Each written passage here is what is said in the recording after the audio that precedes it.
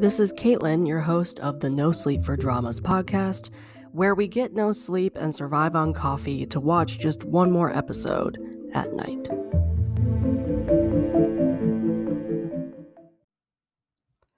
We are here with a special surprise episode because I just finished a drama and I need to talk about it.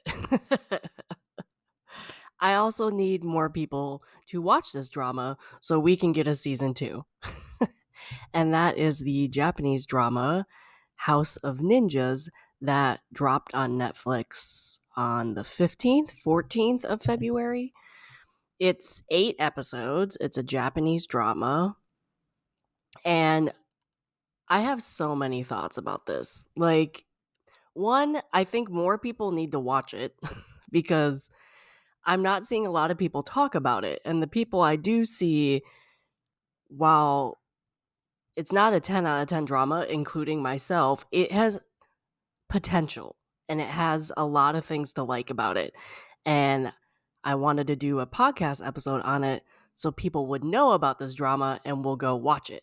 So, how I'm going to structure this episode is I'm going to read the mini synopsis, talk about the cast, talk about my initial feelings and thoughts about the drama, and then we're going to go have a spoiler warning and we're going to go into spoiler territory because I can't really talk about this drama without doing spoilers. So I'm going to give that warning. So if people want to hear my initial thoughts and hear my opinion on it and then go watch the drama, they won't be spoiled by anything.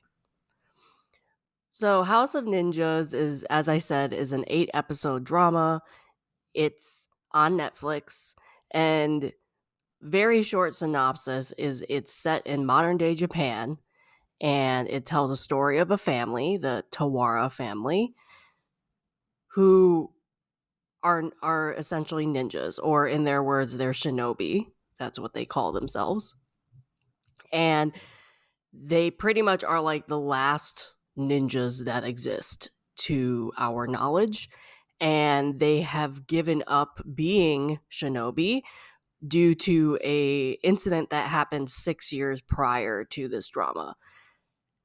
And then they find out they kind of have to become ninjas again due to a crisis that is happening in modern Japan, and they have to basically save Japan from this crisis by becoming ninjas again and fighting or spying on these people and the crisis. And for the cast, this cast is an interesting cast.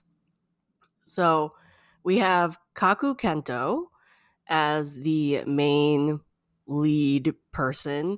This is an ensemble cast, it's an ensemble drama, but a lot of the story centers around Kento Kaku's character. He is Haru. He's he's not the oldest child of this family of ninjas, but he's the second oldest. And fun fact, he was actually he's a producer of this drama, and from what I've read about it is he's the one that came up with this idea and came up with the story and then found the team and approached Netflix to make this drama and had a real hand in making it and wanting to tell this story. So he built this team, including bringing in, I think, an American writer, I want to say. His name is Boyle. I know his last name is Boyle. I don't remember his first name, but he was the one, Kento was the one that came up with the idea. So he has a major hand in creating this drama, and then he stars in it. So I think that's pretty cool.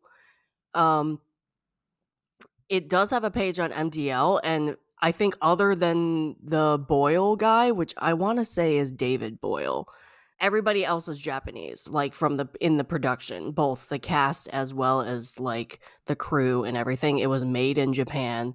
So it might have an American touch on it due to bringing in Boyle, but it also really feels Japanese. And I think you need that in a story about ninjas, is because like no one's gonna believe that this is gonna be a ninja story if you have an Americanized version, you know? And I didn't get that, even though they did bring in Boyle. I didn't get that it was like an Americanized version. Yeah, so Dave Boyle is a writer and director who was Los Angeles based, and they basically brought him in for the production. So that's a little fun fact about Kento Kaku. And then we have, I'm sorry if I butcher any of these names. My pronunciation of these names are not the best. So other people of the cast, we have Yoshioka Ryu, who plays a female love interest of Kaku Kento's character. Then we have Iguchi Yosuki. He plays the father. Then we have Kimura Tae, who plays the mother. Kora Kengo plays a brother of the family. Makita Aju plays a sister of the family. Then we have Miyamoto Nabuko, who plays the grandmother. And then lastly, we have Benka Tenta, who plays the youngest son. So there's 7 people in this family, and then Rio is like an outside person who is not a ninja. She's actually a reporter. So that's pretty much like, we have other characters that I'll talk about later, but that's pretty much the main cast of this story, and really what the story centers around: this ninja family and then this journalist character that comes into the family. So what did I think about this? At first I thought I went into it thinking it was just gonna be like another like ninja story. Like the synopsis and the trailers pretty much were like, this is a family of ninjas and you're going to get a ninja story. And you do get that. Like, you get, when you think of ninjas or shinobi, which they refer to themselves in this story, you're obviously going to get action scenes. You're going to get everything you think of when you think of ninjas, like the cliche ninja stuff, which is funny because they kind of make jokes about that as well in the story. And on surface level, that is what you get. You get a lot of action, you get ninja stuff, you get sneaking around, you get this like conspiracy crisis thing they're trying to figure out. But it's so much more. Like, when you go deeper into the story and wanting to understand what this drama is trying to do, it's so much more than just a ninja story, which I've said this on social media and other podcast episodes when I was talking about this drama. That's pretty much like my experience with Japanese dramas, is like, you have this surface level story where you think it's like romance or an action story or a workplace drama, and then you start watching it and it's so much more. Like, talks about societal issues, talks about emotions you might not predict. I'll go more into that in the spoiler part, but it's just so much more than just ninjas. And then I will say it was a little predictable. Like, without spoilers, it's just like, if you don't see a body, the person's not dead. I'll just say that. So it was a little predictable in some parts, especially with one character. And while the story, like the overarching main story of season 1, did end and did have a conclusion, it left other parts not tied up in a bow, in the hopes of probably getting a season 2. So it's not like it didn't have a satisfying ending. The arching storyline, the main overarching storyline, did get an ending. It just left other parts open that you could do a season 2 on. So if that's not something you enjoy, you might not like this. I don't mind it because it wasn't like it was a cliffhanger or anything like that. It just, there were things that season 2 could grab onto and make a whole new story or a continuing story, depending on what they used. Still very entertaining. It was a lot more heartwarming than I assumed it was going to be, just because of what I said about it going into deeper topics. Like, the trailer just did not do justice of like what was going to be discussed in this drama. And that is why I need to do a podcast episode on it, because I want to discuss those things, and I want to discuss how much more rounded this story was than what I assumed, and I want to get more people to watch it. Because again, it's only 8 episodes. I think about 50 minutes long, maybe an hour, but not even.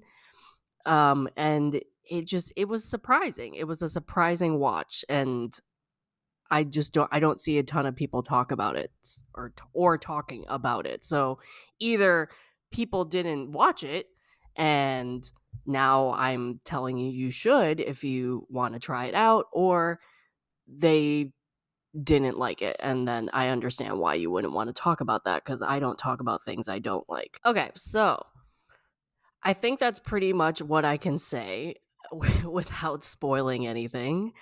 Um, so this is going to be your spoiler warning. I'm going to go into depth about stories and characters and what happens in the plot, and why what we can might see in season 2. So it means I'm going to talk about the ending. So if anybody doesn't want to be spoiled on this and wants to go watch the drama, I would say go watch the drama and come back, and we'll talk about what you watched. And if you have already watched this, you can obviously continue listening, and we're going to talk about House of Ninjas now with spoilers.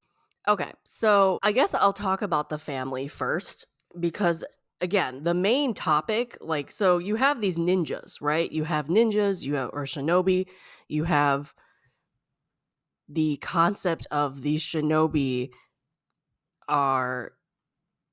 the concept is basically they are sent out by the government to do missions. And mostly it's like killing a big bad guy who might bring on the destruction of Japan. But I'm assuming a lot of those other missions were not. It just depended. Like we all know that one of the cliche things is like ninjas can sneak around very well. So they might be used as like getting information, but not necessarily killing anybody. It just depended on the mission. So they have a long relationship with the government going on these missions. And what you find out in the beginning is they go on this mission 6 years prior to when this drama takes place. And they are trying to stop this other organization called Fuma, who basically is another ninja faction, but they're the bad guys in this story. And what happens is their oldest son, Gaku, played by Kora Kengo, ends up dying. So what was interesting about this drama is you do see that play out. It's not like it's off screen or whatever. You do see that play out. But I think what I didn't expect is this drama shows the family dealing with the grief of losing the son and what each character does to deal with that grief. And I think that's a very interesting topic, because it's explained in the drama that when you become a shinobi, you have to give up a lot of stuff. And I think the normal person would not really think about that when it comes to being ninjas. Like, we just think of like, oh, they learn how to fight, they learn how to protect themselves, they learn how to do these very cool skills like throwing knives and sword fighting and sneaking around, not being able to like being able to not make a noise. But this drama brings up other thoughts of like what they have to give up if they are going to be this basically shadow in society to carry out these missions. So like some things they touch on is apparently they can't drink alcohol. Like there's a scene with the father who like literally is trying to force himself to drink alcohol because he's just so frustrated, and he physically cannot do it from all of this like years of training. And they also apparently can't eat meat because the well-trained shinobi can smell the meat off of their sweat and pores, so they're all vegetarians. And you see some of the kids, especially Haru, kind of rebelling in that way by eating meat. And I'll get into like each character, but that's kind of like a rebellious thing, is they eat meat and then they're like, I'm kind of shunning off the shinobi lifestyle. And then also another big one that comes up because of the journalist Ryu that comes in, or Karen, her name is Karen in the show, is like they can't have romantic attachments, and really any attachments. They can't really have friends. They're isolated. To the point where Haru is talking about this journalist and like wants to kind of start a relationship, and actually approaches the government official that they have contact with, asking permission pretty much. And he was like, well, we can find you somebody. We can find you a vetted person. So basically these shinobi have to have like arranged marriages with each other if they want to have that companionship, which was like a concept I didn't even think of when I went into this drama, or like you don't think of when you think of shinobi. Like that's just not something that you think of when you think of ninjas. So I thought that was quite interesting that um the production team thought of those things and thought of this as like, well, if I'm a shinobi, like what do you have to give up? How does your lifestyle become when you enter this life? And I just thought that was a really interesting concept that the drama shows and discusses and brings it. And sometimes it creates conflict within the family members, with the shinobi versus the government, with the Fuma versus the Tawara family. It's brought up multiple times in various conversations. So I thought that was really interesting.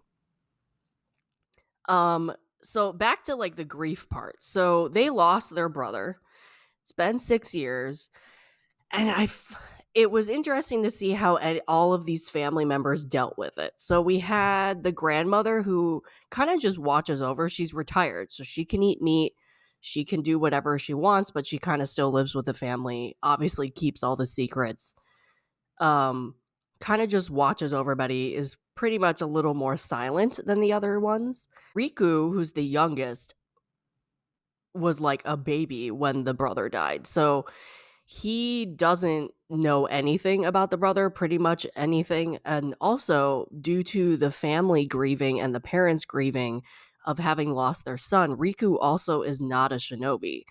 They made sure he is not one, which was interesting because Riku definitely can tell that he's different from his family, and can tell that his family is different from everybody else. He just doesn't know what it is. And he's smart enough to figure it out eventually on his own. And then you have this conversation where he wants to be a shinobi and is mad at his parents that he isn't. So they have to deal with that whole drama. And it was interesting just to see with the parents making the decision to not have their youngest being raised as a shinobi when all of their other children and grandmother, mother were all shinobi. It's a dynasty of shinobi.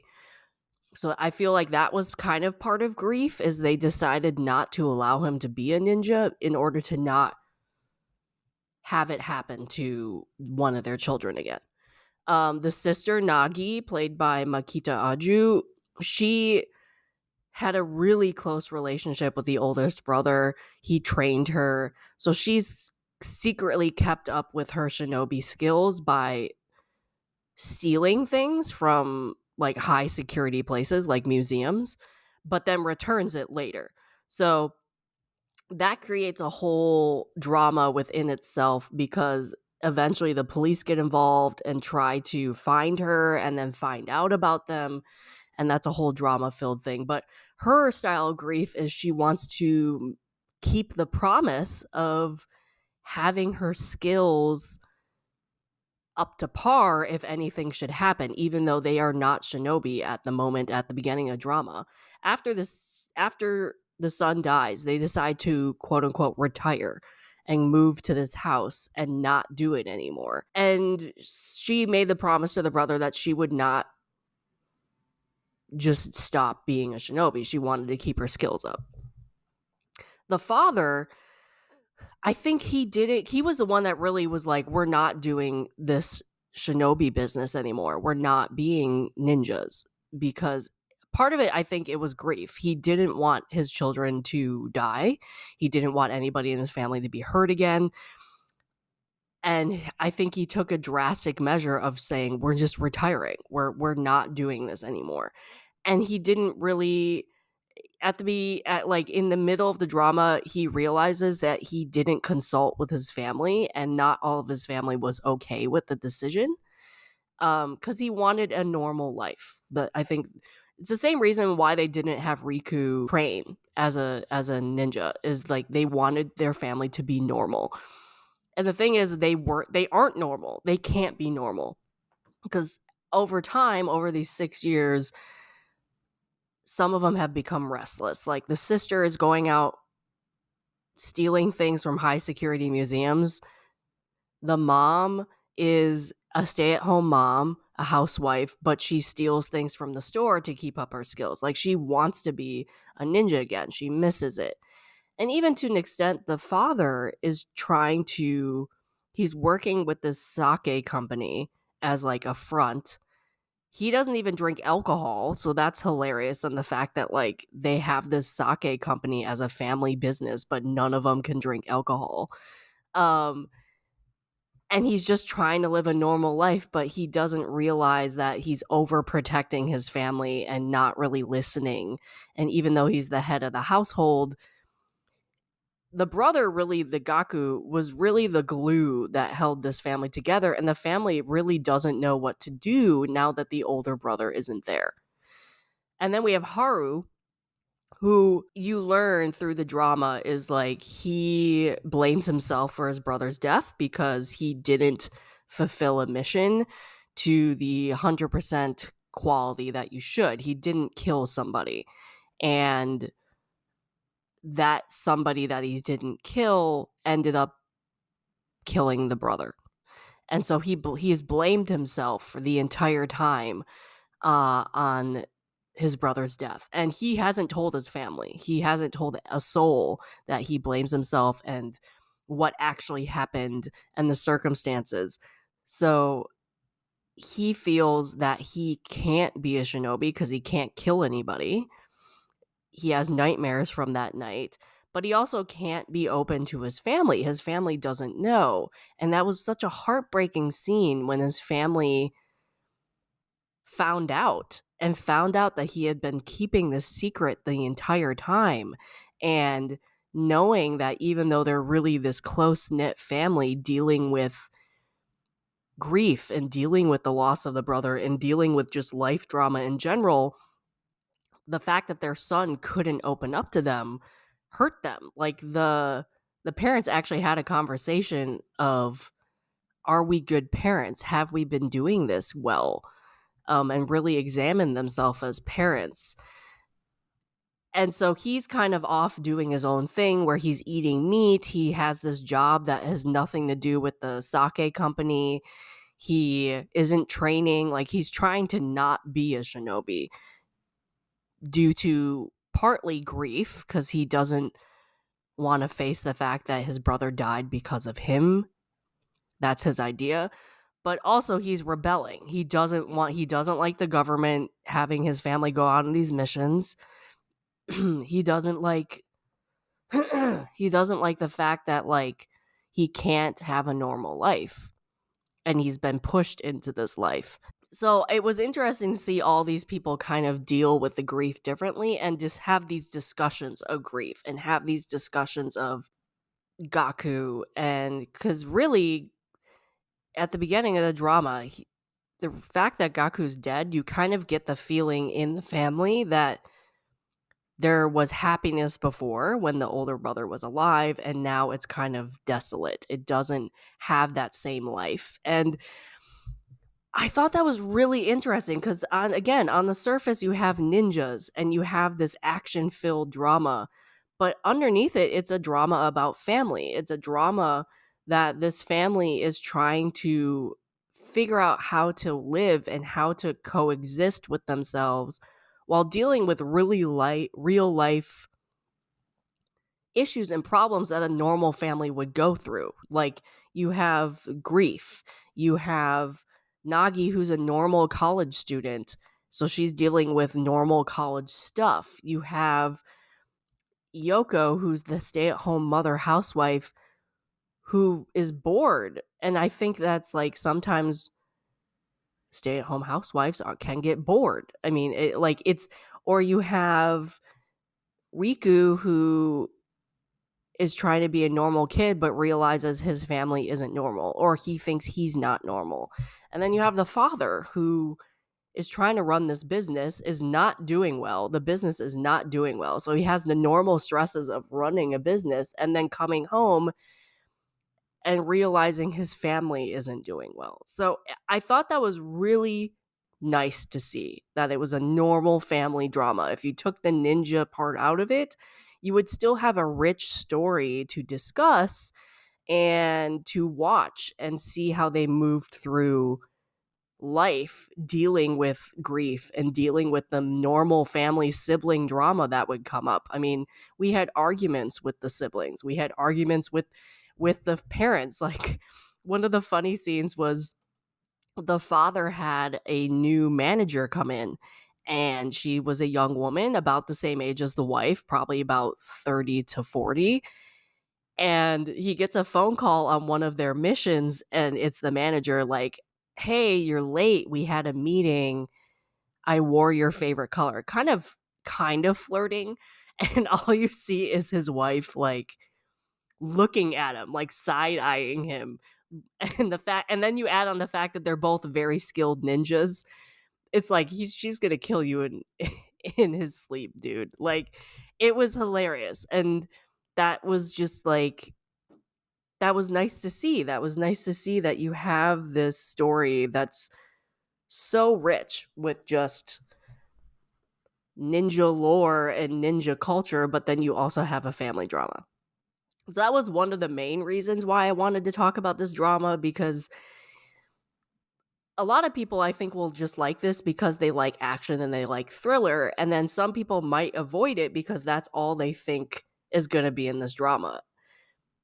Realistically, though, you do have a family drama. You have relationships and you have family problems and normal life problems. And you have action and you have emotion and you have some comedy. Like, it's a good mix of a lot of things, which is why I wanted to do a podcast episode. One of my favorite characters, though, is the grandmother. Like, the grandmother and Riku's relationship is really nice. Because at first it's just like the grandmother's retired. She doesn't have anywhere to go. She's not really doing anything. So she kind of just relaxes at home. And then you have Riku, who's like 9, 10. Like, he only goes to school and that's it. So he's home a lot. And he's raised by his family, but like his grandmother is also raising him. And eventually, when he finds out about everything, she becomes his trainer. She starts training him. So that adds another level and another layer to their relationship halfway through the drama, which I thought was really nice. Also, though, because the grandmother is a retired badass shinobi, she can fight, and she has some great action scenes herself. And also, she adds a little comedy into it because she's like 80, 90 years old fighting these people that are attacking them. And so she like has these one-liners that are hilarious because she's commenting on the ninja she's fighting. She's commenting on things she does. It's just she adds a bit of comedy into what would be a pretty dark drama.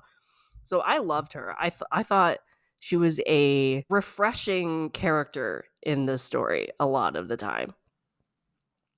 So the crisis you have in this drama is there's this organization called the Fuma who apparently they've been fighting the Tawara clan, the Tawara family for generations. So this is just like a new reiteration of that fight, and they have come up with a secret poison, I guess. Like the drama starts with a poisoning on a boat where like everybody's dead and they're trying to figure out what happened. And it was very apparent by the end of the drama they wanted to release this poison and basically kill a lot of people. And so the Tawara family had to step in and prevent this from happening. And so you kind of have this, like, because of the organization is how it's built, it's a cult, basically. There's a lot of people who they had a front of being a cult and being a religion, and then they bring up these members in this cult and have their own ninja skills. And so it's this all-out war between these two clans that have been fighting forever. And so that is also brings into a context and another layer to the story, as you have that rich background of the shinobi lore and the fighting factions, which I'll mention this when I talk about season 2, but like that could add a layer to season 2 where it was discussed in season 1, but it wasn't the main focus. Like the main focus was taking down this cult and taking down this organization that was going to poison a lot of people. So a main spoiler that I wanted to talk about was the brother. So I said in the non-spoiler section, like, if you don't see a body, he's not dead. And that was the brother. Like, you see the brother get like hurt. He essentially gets stabbed and he falls into the ocean. But then you don't see a body. You see the funeral, like you see the shrine and the funeral, but you don't see a body. And like people who've been watching dramas forever know that's the rule, that if you don't see a body, they're not dead. And that's the case for Geku. And I find that one thing I will say, I rated this an 8 out of 10. I found his character and his character arc pretty predictable. That was one downside of this, is because he's the golden child of this family. He trains everybody. He's the glue that holds this family together. And then he ends up dying and disappearing for 6 years. And then he gets released. Well, he shows up again. We find out later he was released by this cult. And he was being held prisoner, basically. And his trajectory and his life pretty much is predictable. Like, when he comes back, you're like, okay, he's very suspicious. He obviously has been turned to the other side to work for Fuma, and he's spying or doing something. And it was nice to see his character and how his character storyline played out, but I was just not surprised by everything. It was acted very well. Kora Kengo did an amazing job with this character because he was essentially playing two personalities. When he was still a part of the family member, he was this happy person, and then when he came out of it, he was not, and he played that very well. But his story was very predictable. Like, I predicted that he had come back as a spy. He was going to be a bad guy. He would have this fight at the end with somebody from the family, and that turned out to be true. So it was a little predictable with his character, but I was okay with that. Like, it didn't detract me from liking this story. You just knew where his character and what his character was going to do for the story. You knew where that was going to go. And so sometimes people might not like that. They might want to have a entirely unpredictable story.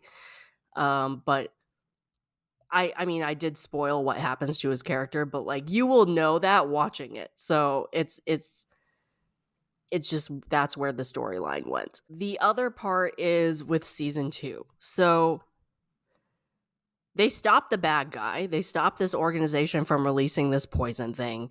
They killed the main cult guy. And the main cult guy is played by Yamada Takayuki.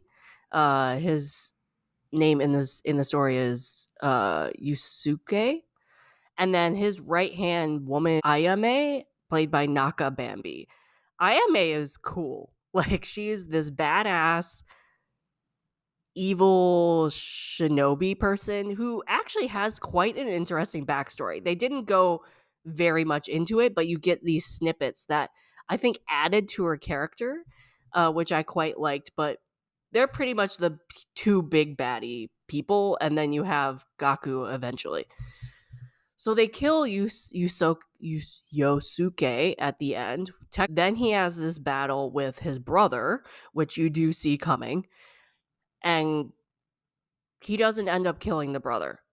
What's cool about that is his brother is like, thank you for not becoming me. And they have this really heartbreaking but heartwarming little conversation where his brother acknowledges that he's way too far gone. He's too far into being this bad guy or being a shinobi in general. Like, he's okay with killing people, and he's built a life around that, and he's proud that his brother has not 100% become him.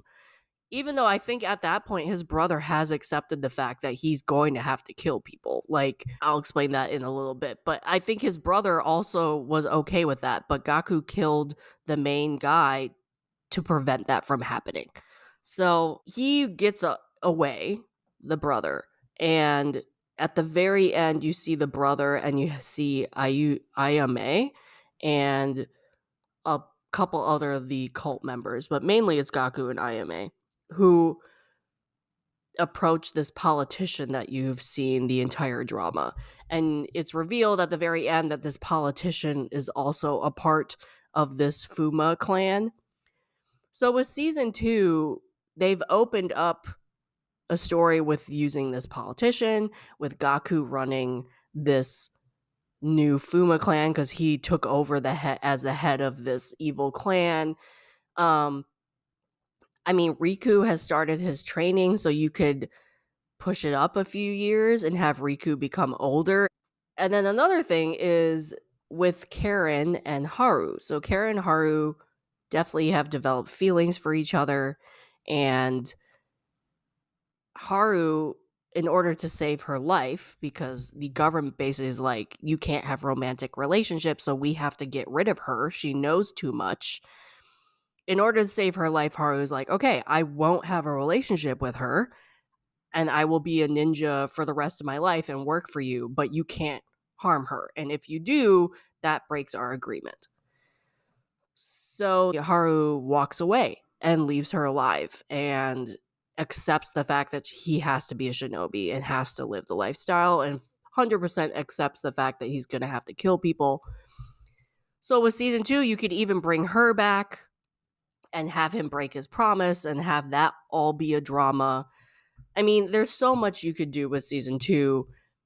But overall, the main story of the main cult guy, Yosuke, ended. He died. So, the main story, the main baddie of season 1 is gone. And I feel like that was a good conclusion to the first arch of this story. And it's not like it left off as a cliffhanger. They just introduced other things that season 2 could grab onto if they wanted to. I mean, and then also, which I did not see coming, there was this one unpredictable part in the final fight. So I mentioned there was this new manager that started at the sake company, and it wasn't clear at the time at all. You just thought it was a normal person. But at the end of the drama, you see this normal person show up with like 6 or 7 other women, all shinobi, but it was very clear they were a different clan. And there was no mention of this clan prior to them showing up. And the father, recognized her while fighting alongside her. So they even have that they could explore, that they're, because the family thought they were the last shinobi. They didn't know there were other clans. So that brings on a whole thing of like, you could have other clans come in, you could have other families come in. Like, does the government know that there's other families? Are they working with other families? Like, or have they always just worked with this 6 or 7 people? Do other countries have different shinobi-esque families? Like, obviously, they wouldn't be shinobi in other countries, but, like, do they have that same idea, but with other cultures? Like, I thought that would could introduce another thing into season 2 as well. But again, you didn't need that. Like, it did add to the story in terms of they helped out in the final fight, but it wasn't, again, was not a cliffhanger or anything. But also that would add a little, like, family drama, because, like, the manager coming into his life, like, the wife would be like, "Okay, well, are we having a little rivalry here? Is this a jealousy thing? I don't know." So I thought that was cool. But overall, I mean, I think that's pretty much all I have to say about House of Ninjas. It was surprising. It was just like, I can't reiterate this enough. Like, I need to watch more Japanese dramas. That's pretty much all I have to say. Like, it it always surprises me that even though the trailer and the teasers and maybe even the photos show one thing, they go so much deeper than what they show. And then, I mean, I didn't talk about this enough, but the choreography of fighting, like, action and fighting scenes are hands down some of my favorite scenes in this drama. Like, they are beautifully choreographed, and it's so good. And you also cannot watch this in the daytime. Like, I mean, you're you're working with shinobi, so, like, they're always working at night. So you're not gonna see much if you watch it during the day. I'll just tell you that right now. It's pretty much like, this is a show you watch at night, because you're not gonna be able to see anything. But the fighting and the choreography and everything with that, the top notch. Like, it was a lot of fun to watch these family members fight, w- and use their skills and fight with with alongside each other against a common enemy. It was a lot of fun. It was fun. Like, and I mean, and everybody fights. Like, the grandmother fights. Riku even has a little action scene. Like, everybody of this family member fights. So it's not just like Haru fighting all the time.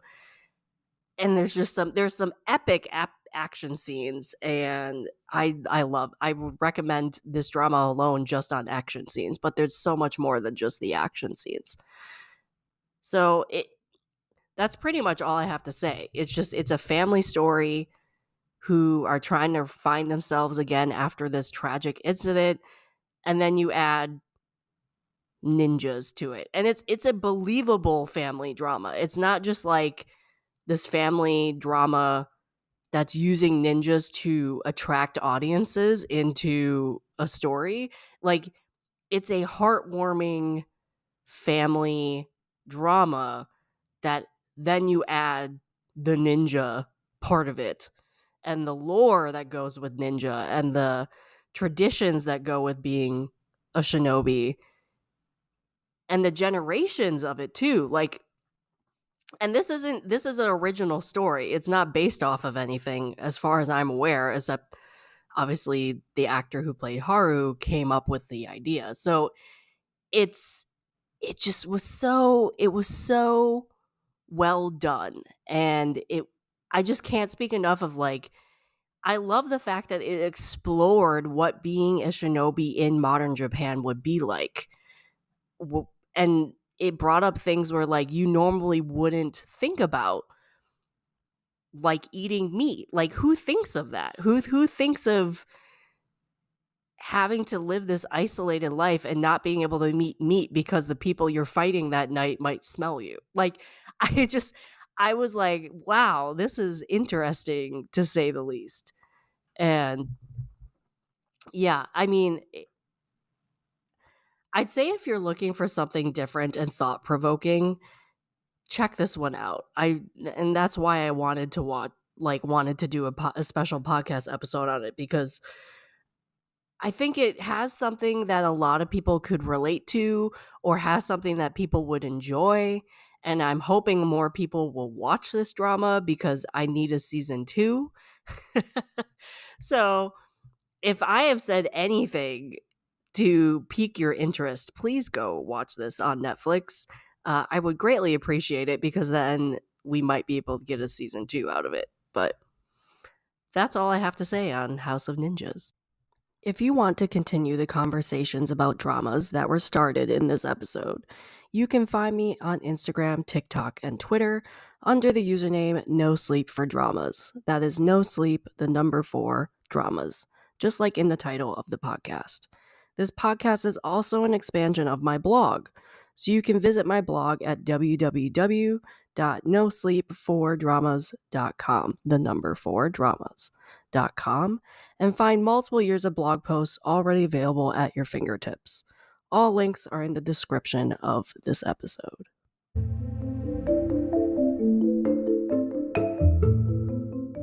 This has been an episode of the No Sleep for Dramas podcast, and I am your host, Caitlin.